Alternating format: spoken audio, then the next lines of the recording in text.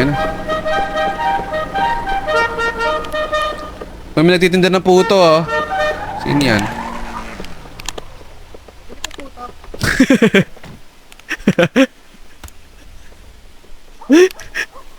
Harap dito, harap dito. Kalaban siyang others. Naiinis ako. Wala akong vape.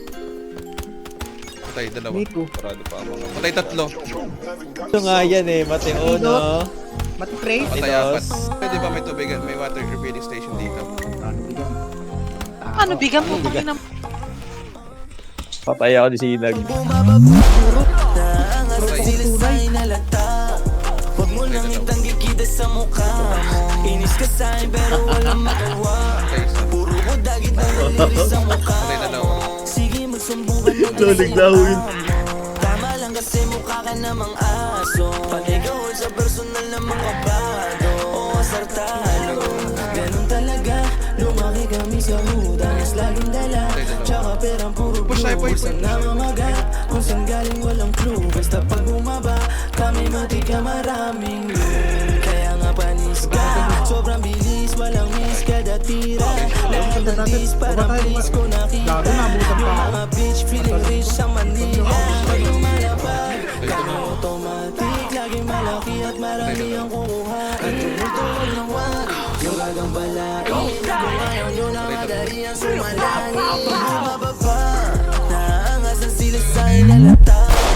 Huwag mo nang itanggi kita sa mukha mo. Inis ka sa'kin pero walang magawa. Puro ko dagit ng daliri sa mukha mo. Sige magsumbong ka na dyan sa iyong amo. Tama lang kasi mukha ka namang aso. Panay ka all sa personal na makapalo o asartalo. Lahat sila tinginan nung ako yung lumapag. Presko yung datingan, nilamig sila agad. Ina, nakatutok ako Nang yabang di nila ko masala. Paborito Patay, ko gago. agad. Pretty lady sa balon. Patay, dalawa. Highlights. Yeah, I'm the realest, all eyes on me. Kahit di ako si Tupac, kahit di ang bang ay wala akong katulad. I'm so fly, chikas na di binubungat. Natural na sa'kin yan, di na ako nabubulat. Masakit sa iyong mata, ako'y kumikinang. Di makadikit, mga inggit na iilang. Takbo di lang tago pag kami ang nagbilang.